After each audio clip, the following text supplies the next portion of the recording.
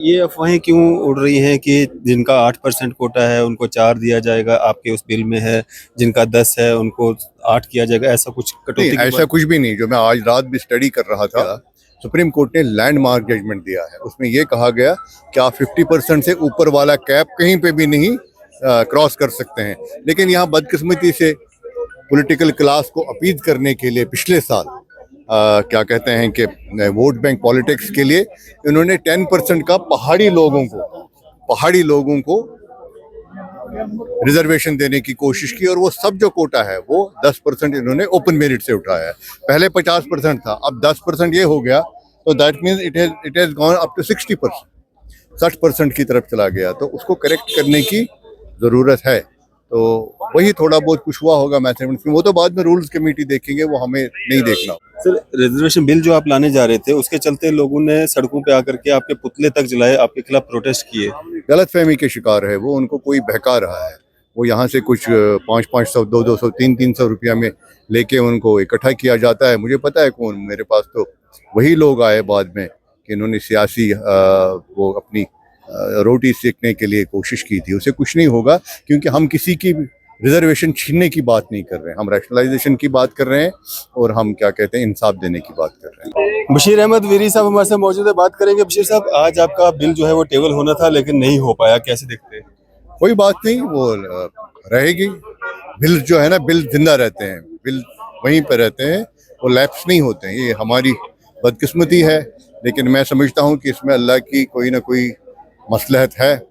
मैं पॉजिटिव इंसान हूँ। अभी सब कमेटी का रिपोर्ट आने वाला है, हम वेट करेंगे सब कमेटी के रिपोर्ट का, और नेक्स्ट जो भी सेशन हमारा होगा उसमें तो बिल आनी है। अगर यहाँ पे कोई कमी पेशी रही तो हम उस बिल में पूरा कर देंगे। जैसे मैंने प्रपोज किया था, 60-40 का मैंने प्रपोजिशन लिया था, उसमें पूरे आज रात भर मैं नहीं सोया। आप यकीन नहीं करेंगे, सुबह 6 बजे मेरे घर वाले उठे, कहते आप सोए नहीं? मैंने कहा नहीं, मैं पूरी तरह से जितने भी दाव पेश थे उसके वो सब एनालाइज करके नोट बना रहा था पूरी रात। मैंने कहा कि ये मेरे बच्चों का सवाल है, मेरे नौजवानों बेटियों का सवाल है, तो आज यहाँ पे कोशिश करेंगे, उनको इंसाफ दिलाने की कोशिश करेंगे, उनकी बात करने की। लेकिन चलिए, आज यहाँ हंगामा रहा, आज का बिजनेस आ नहीं सका, तो मैं वहाँ पे भी बीच बीच में अपना काम कर रहा था, और नेक्स्ट जब भी होगा तब आएगा मेरा बिल। सर, ये बिल टेबल होने थे, नहीं हो पाए, कल भी जो है असेंबली नहीं चल पाई, आज भी नहीं चल पाई। क्या लगता है आपको, वक्फ इतना जरूरी है कि उसके चलते जो है यहाँ पे जो जम्मू कश्मीर के जो बेसिक मुद्दे हैं उन पे बात ही ना हो? नहीं, वो भी इम्पोर्टेंट है। देखिए ना, ये मुस्लिम मेजॉरिटी स्टेट है। आज आप देख रहे हैं मणिपुर में क्या हुआ, आसाम में हंगामे चल रहे हैं, मुल्क के अलग अलग रियासतों में जहाँ जहाँ ये इफेक्ट कर रहा है माइनॉरिटीज़ को, वहाँ एहतजाज चल रहे हैं। ये तो मुस्लिम मेजॉरिटी स्टेट है, मुस्लिम मेजॉरिटी एरिया है। आज भी यहाँ 68% मुसलमान रह रहे हैं। ये जो वक्फ अमेंडमेंट बिल लाया गया, ये तो लार्जली तो हमारे खिलाफ ही है ना। तो इसलिए यहाँ पे हंगामा होना ये तो सीधी सी बात है। स्पीकर साहब को चाहिए था रूल 208 के तहत वो अलाउ करे हमको, के लिए उन्होंने शील्ड लिया था।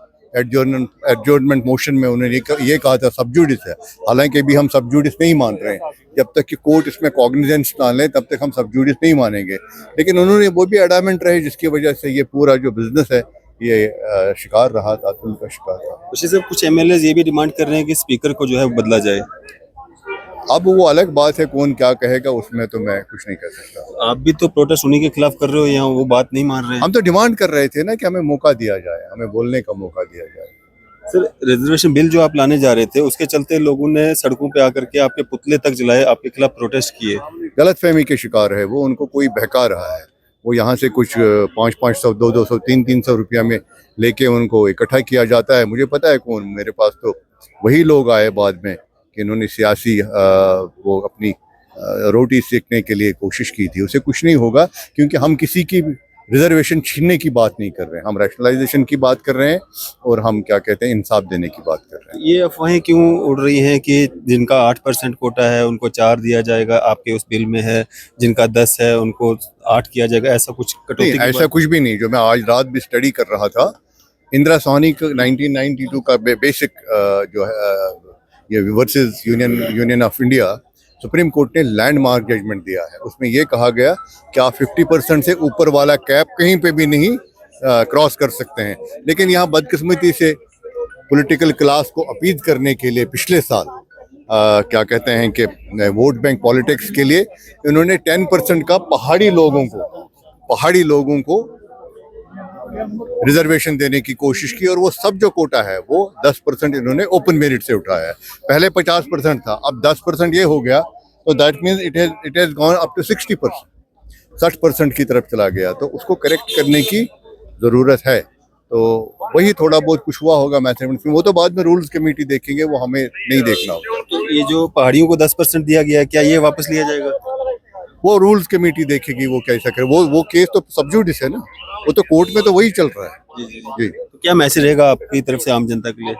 बस नौजवानों को इंशाल्लाह इंसाफ मिलेगा। जहाँ तक हम यहाँ पे हैं, हम उनकी बात करेंगे, उनके लिए कोई भी कुर्बानी देने के लिए तैयार है।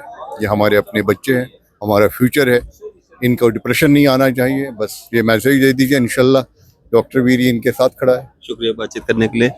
बशीर अहमद वीरी साहब हमारे साथ बात कर रहे थे।